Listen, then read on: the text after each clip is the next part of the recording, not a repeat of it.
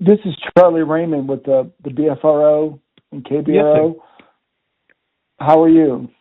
I'm all right. How are you? I'm good. Thank you for letting me call you because I need to do a follow-up for the BFRO. And I'm recording the call because what it does is I can then go back and take notes if that's okay. Yeah, that's fine. I don't mind. All right. Couple things before we start to let you know. I'm a BFRO investigator for Kentucky, and I'm also the founder of the Kentucky Bigfoot Research Organization. Oh, okay. I've been doing it a long, long time here. The other exciting part, I live now just down the road from Salt Lick, Oh, okay. Awesome. and I've been there quite often. Was just there 2 weeks ago at the Leatherwood boat ramp, and my son caught a largemouth bass, a big one, right there at that boat ramp. Nice. So, and I've talked to park rangers who've told me there's been history of Bigfoot sightings around Salt Lick. Yes, quite a few. Over the last couple of years, I've noticed a couple have creeped into the, social media headlines, if you will. I'm 46. Growing up, it wasn't like, Harry and the Hendersons was my reference for Bigfoot. Like, I didn't think it was really a thing, if you will, until my experience, and that kind of just changed my whole outlook on wildlife and the whole thing anyway. So it was an interesting experience, to say the least. And how old were you at the time? So that would put me at about 13 to 14. 13, 14. And how old are you now? 46. 46. And are you a veteran? Yes. Okay. What branch? Army. Army, yeah. Thank you for your service. We really appreciate it. And I know I've got a few friends that are veterans. You know Jack Smar? He lives in Versailles. He was a sergeant, I think a tank sergeant, if that's such a thing. He dealt with tanks. Yeah, no, I don't know him. Yeah, but I know some tankers. Different breed of person. He's also a BFRO investigator for Kentucky. Gotcha. Actually. So can you describe what happened that day? Yeah. I grew up hunting, and first love was bow hunting. And I hunt on family property, and then tree stands, ground blinds, the whole gamut, if you will, And I just went out there and was set up in my little ground blind is like a fallen tree, and I put my netting up and all that, and got settled in. There's a pipeline road that runs through all the woods back there, and on the back side is the old logging road that we'd go and log for wood, lumber to build barns and fences and that kind of stuff. And I grew up on a farm. I guess you should lead with that. Anyway, I'm in my blind, and it's across the pipeline, down the logging road, kind of in like a bowl, and at the ridge, kind of where there's a saddle, to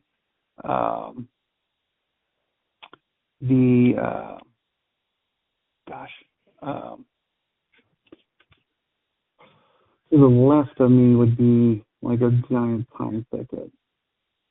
super thick, and then the rest of the woods are just natural white oak and other hardwoods.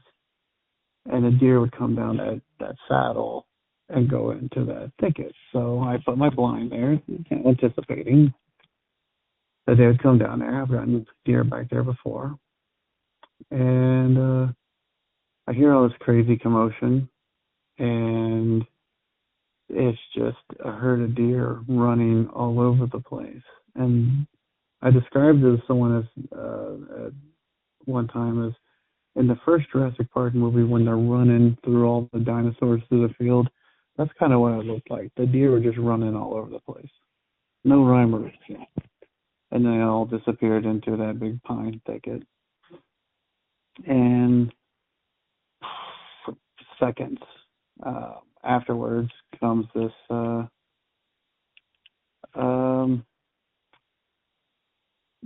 giant thing, large, dark hair, black hair. So it was like unimaginably large, if that makes sense. Like it was just, I couldn't believe what I was seeing. And I didn't know what to think about it, honestly. I kind of just sat there for a second. Did I see what I just thought I saw? Is this real? What am I going to do? Where do I go? And sure enough, like it just runs right into the thicket behind the deer. I mean, just monster, and it hits an old tree that's probably, I don't know, I'm looking at my hands here, probably 10, 12 inches in diameter. It's kind of rotted out, this little tree, and as it's running down, and it kind of like shoulder checks it like a hockey player. Like it was just like completely unfazed. Knocks it over and goes in the woods. And, I'm just sitting there like, I can't believe what's happening. This is the craziest thing I've ever seen in my life. And then I realize it's getting dark. And my arrow was kind of vibrating, shaking on my arrow rest. And, I'm camouflaged head to toe. Just my eyes out. And got my scent cover on and all the stuff you do when you hunt. So it didn't know I was there.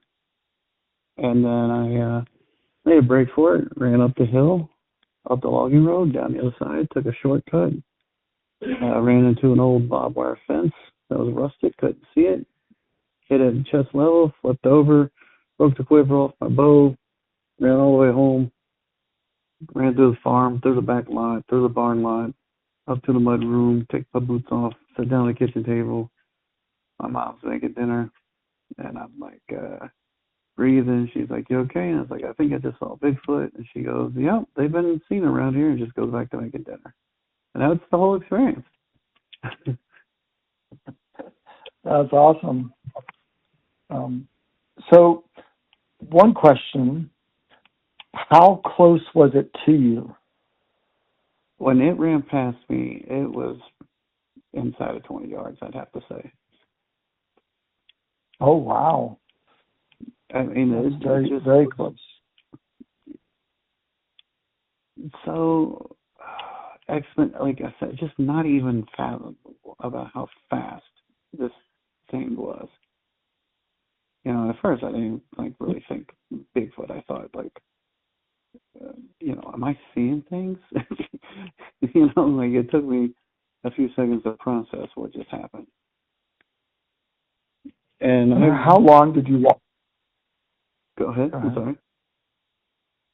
How long did you watch it for, from start to finish? Coming down that ridge, down the slope.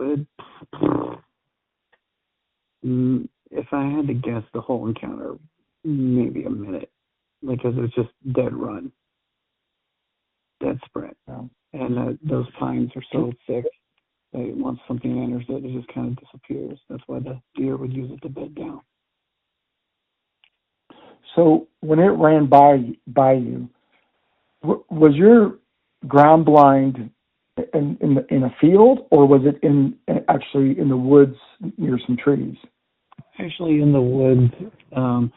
It was actually in a fallen tree.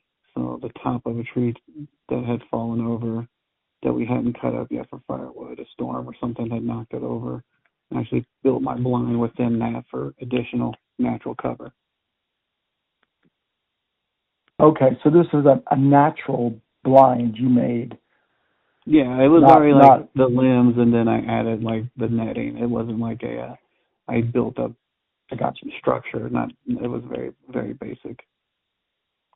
Okay, but it looked very natural, sounds like. Yes, and again, I was at the time I was wearing when I would hunt, I'd only wear real tree camouflage, which is, in my opinion, probably the most realistic camouflage out there. Yeah. So when it ran by you, was it running in the field? No, it ran down the hill. All this is all wooded, so I ran down the hill in the woods, all the way down to the little clear-cut clearing where the logging happened, straight into the thicket. Okay. So not really. So when it ran by you, it was in the woods when it ran by you. Yes. Gotcha. About 20 yards. It was still within the woods. So you sounds like you had a pretty clear view of it because it came so close. Yeah. Can you remember any other details of the creature? I remember it's been forever, a day ago, but one thing that I found very interesting was the hands. Everybody talks about the foot, obviously, because of the name and the tracks, but the hands, I train mixed martial arts. I actually own a jiu-jitsu gym. I've trained with pro fighters, and just, looking back on it, thinking about the size of those hands, like almost like wearing boxing gloves, like these absurdly large hands. And again, just dark, almost. I don't sound crazy. I'm sure it sounds crazy already, but so dark, almost like void of color. That impossible dark. That new paint they're doing where like buildings look really weird, and it was just such a dark figure. So hair, just very, very black. Super, just black as black can be. Yeah. The way it ran, can you remember the way it ran? Can you describe where the arms were, the position of the arms, the posture, the stride, anything? Can you describe how it ran? Yeah, it was leaning slightly forward, not like a person who'd be like running track, not like that, but like leaning slightly forward. And I thought it was odd that the arms were in unison.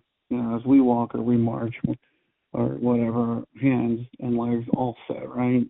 But arms were kind of like, I don't even know how to describe it. Like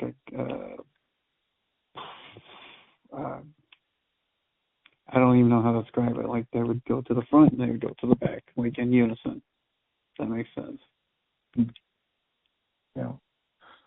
Were they kind of more down to its side when it was swinging the arms, or did they bring them up like a runner? A runner would bring them up, up to their chest almost when they're running. Did the arms come up to the chest, the hands, or did they stay down closer to the side? They stayed like down by the hips. Yeah. And it's okay. It's interesting that discussing this because it's so, what makes it so crazy is like now I have an 8-year-old daughter, and we watch all the documentaries and from all the cryptids now. And that's how like it's kind of evolved my life and like my thoughts on it, the whole thing. But, she'll ask questions. I told her about my story, and My wife knows, my mom knows, obviously, but I don't really share with a ton of people. For many years, I didn't talk about that at all, because it's just the absurdity of how it must sound to people. Well, it's more acceptable now, as you know. There are so many people coming out, which I think the TV shows have helped that. The academic community, there are more academics in support of it, and there's more evidence now than before. So there's less ridicule, there's more acceptance now, and there are more people like yourself that have had a sighting, 20 plus years ago, that are now just coming out with it. So yeah, it doesn't quite have the same stigma as it did, 20, 30 years ago. And, Cave Run Lake, as you said, I lived down by Salt Lake. I grew up on Cave Run Lake. I ran all those woods, all the slate hills and backwoods at Daniel Boone National Forest, and that at a young age. That I was 8, 9 years old playing in our woods. I grew up on 60 acres, 30 of which was woodland. So, and then the farms around me that I worked on growing up, and all the hunting and fishing and everything, and I've seen a lot of wildlife in the woods, and I got the wild boar hanging on my wall in my office right now, where I'm sitting talking to you, and that's the one thing that after that I never went back into any woods anywhere without being armed with something. Not because I felt in danger, but the way it was running after the deer, like it was obviously after dinner. You know what I mean? And I just had no interest in being that. Yeah. Yeah, that's understandable. That's you're seeing something that looks like a a monster almost. That could easily, if it wanted to, could kill you if it wanted to, but they typically don't. Thank goodness. There's not many reports of them hurting humans. They do get territorial. They'll bluff charge, push trees, throw rocks, to get you out of the area. But typically, I think they're smart enough to know to leave us alone, and that's why they still exist to this day. Back to the description of the creature. Can you recall any details about the face or the head? The head was just attached to the body, like no neck. That it didn't appear to have a neck. Just kind of was bare. Got no recollection of facial features, quite honestly, just because of how quick it was and how dark its whole body was. I hear these. It's brown, it's reddish tan, it's all the different ones, from skunk apes to all the way up to the northwest, but this was, like I said, impossibly black. Like that's the only way to describe it. Impossibly large and possibly black and crazy fat. Yeah. Was the shape of the head? Would you say it's round? Was it pointed at the top? Anything you remember about the shape of the head? If I'm recalling correctly, it was more, I know like the conical shape is like the popular thing, but me trying to recollect this far back, it seemed more like a block, almost like kind of like a cinder block, if you will. Just a big blockhead, literally. Yeah. And, this time of day, it was, I guess, dusk. It was starting to get dark. Yeah, it was October because it was bow season. And I remember it was early in bow season. So It was probably 5, I had to guess, because like I said, I sat there for a while, and then it started getting really dark. Yeah. What about the sunlight? Was there sunlight out in the opening? Was there sunlight coming through the trees? A little bit, not a lot. That part of the woods back then was even the clearing, like there was still pretty decent canopy. Right. And with it starting to get dusk, I mean, it wasn't a lot. October can be kind of gloom by nature anyway. And then you add some thick woods, so not a ton of sun. Right. And you mentioned your blind was in the woods, but I'm assuming you're close to the opening, the field, because that's where the deer are. Is that true? Is like you were near the tree line? No, there was no field. Okay, they came that's what from the top of the hill. All this was inside the woods. I got it now. Yes. Okay. Yes. I was picturing my apologies. Confused you. I didn't mean to. No, it's okay. I was picturing the Jurassic Park scene where they're running through that field. All the dinosaurs were running through the field. Yeah, that's how they were running, but it was just like all through the woods. It was so crazy. All through the woods. I got you. Yeah. I understand now. So there were some shadows in the woods. So the creature was obviously, you said, jet black, and there's shadows, so it wasn't like in direct sunlight. And it ran, I guess I'm assuming it ran perpendicular to you, like in front of your vision? Yeah, it was from kind of like I'm facing the hill. So as the deer would come down this path to the thicket, I'd be kind of at the cutoff. So it comes down facing me and then passes the thicket, like I said, is on my left. So it passes me to the left. Okay. So it ran in front of you from like right to left. Kind of like the closest straight spot on, like straight at me and then veering to my left. I got you. And it came within 20 yards of you. Yes. And when it was 20 yards from you, was it facing you, or was it, did you see the profile of it? It was kind of like a 3/4 thing, because like I said, it was coming down the hill. So at one point it's straight on, but then as it turns to go into the pines, it's like I said, like I guess you'd call it a 3/4 view. Okay. And then can you estimate the size of it? Oh man, it had to be. It had to be like 8 feet tall, man. Easy. Yeah, big boy. And what about the weight, or was it skinny? Was it heavy? Heavy. What was heavy, big. Big. Like and the hair, was it long or? What was that, sir? Yeah. The hair, was it long or short hair? Longer. I guess it would look long. It would look shaggy, kind of coming off of it, but I would say it had to be longer for the appearance. Could you see any muscles through the hair?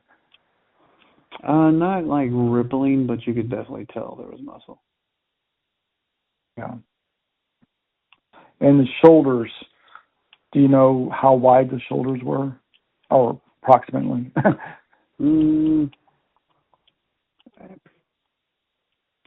Probably, but if I had to guess, 3 to 4 feet, maybe. I mean, it's pretty stocky. It was definitely a chunky monkey, though. Yeah, it sounds like he was a big boy, 8 feet, very thick, jet black. And could you see any other color in it, or was it all black? All black. All black. No, so I guess no whites of the eyes, teeth. You couldn't see anything like that. I couldn't see anything like that. I mean, it may have had white teeth or yellow teeth, but I could not make that detail out. Like I said, it was hauling ass pretty good.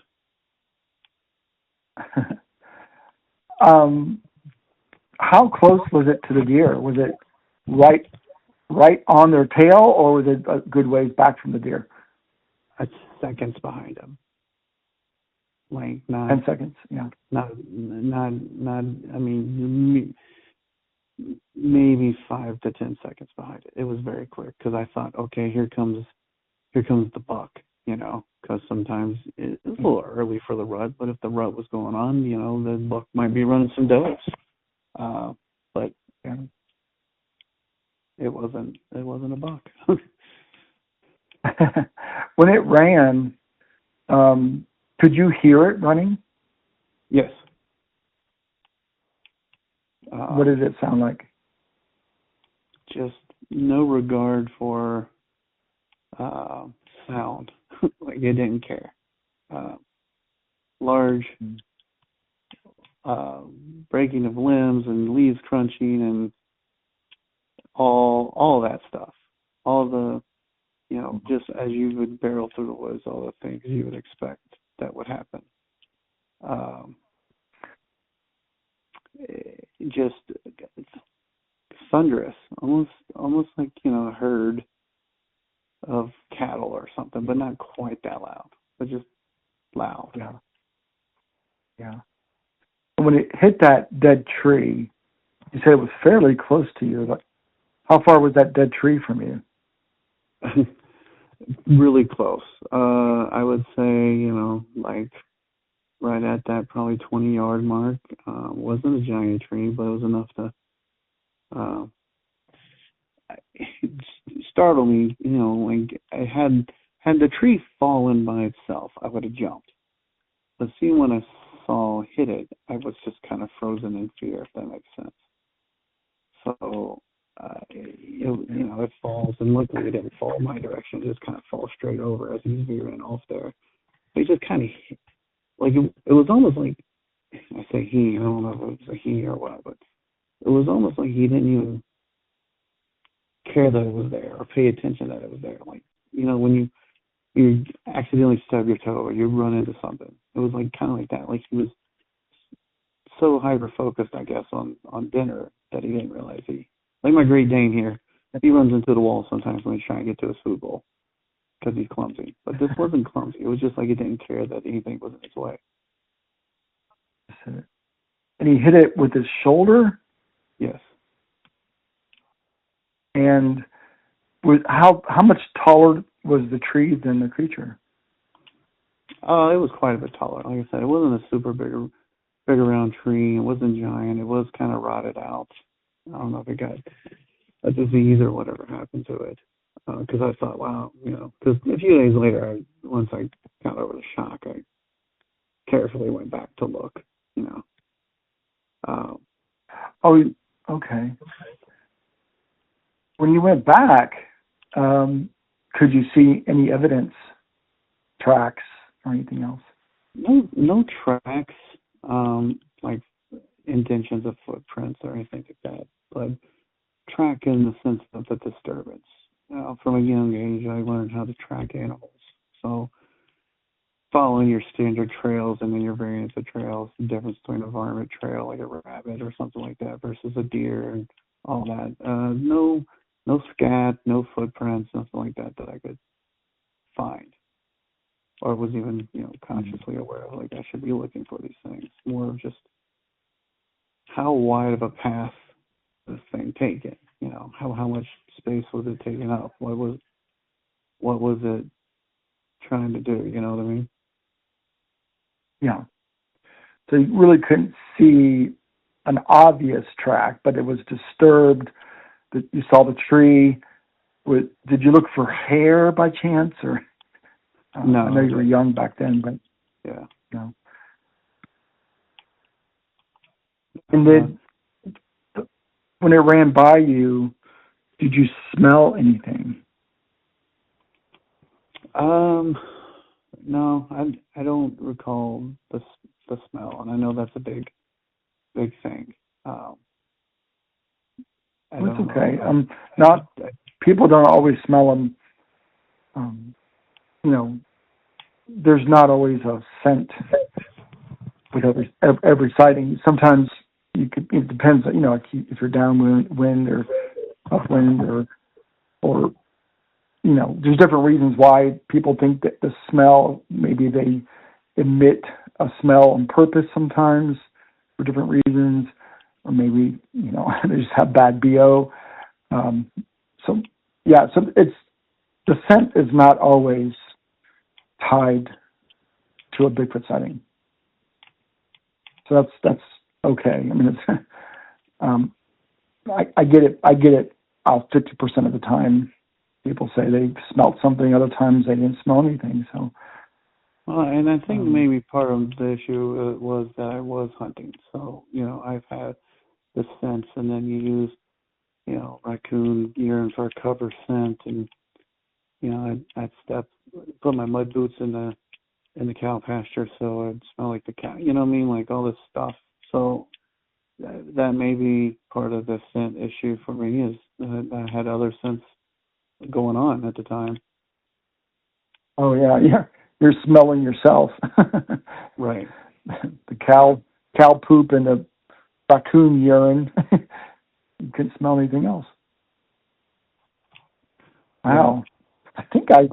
I think I answered all these questions. Since this has happened, do you still live in the area? No, I actually live in Indianapolis now. Okay. And then my parents, they moved down to Charlotte, North Carolina. But I still go down there. My grandparents are buried there in the Polksville Cemetery, and I still go down and see and pay my respects and all that. Well, like I said, I only live a few miles now from that area, so maybe in the future, if you go down there, you can show me where it happened. Absolutely, I would love to do that. I actually reached out, and once I decided I was okay with kind of speaking about it, and it is what it is. I kind of started opening up a little bit, and I emailed Small Town Monsters, the documentary crew, and I know they've covered some stuff, Bigfoot related and Yeti related and that kind of stuff. So I thought, like, I even offered to take them too and show them, you know. The park rangers openly admitted that there's been sightings in that area. Yeah, I mean, it's hard to ignore the amount of evidence. And if you go around Cave Run Lake, I've got Bigfoot. I've got documented Bigfoot sightings all around Cave Run Lake. On the other side of Cave Run Lake, at Popping Rock Boat Ramp, right across the road, is where the Kentucky Eye Shine was filmed on a BFRO expedition. Oh, okay. So if you go to YouTube and pull up the Kentucky Eye Shine BFRO, you will see that these large eyes shining in the woods. It's very, very compelling. In fact, it's on Finding Bigfoot, they were out there. And, okay. You know, Renee was kind of disagreeing with Matt, saying it could have been an owl, but there was no branch there where an owl could be sitting on. Huh, that's interesting. I'll have to check that out. We, yeah, me and the little Popping one, we Rock just Boat finished Ramp the expedition Bigfoot. We just finished that, the 6 seasons of that. But yeah, I'm very interested. I'm willing to share and offer up my information. And okay. All right. Well, thank you, and I'll be in touch. thank you, sir.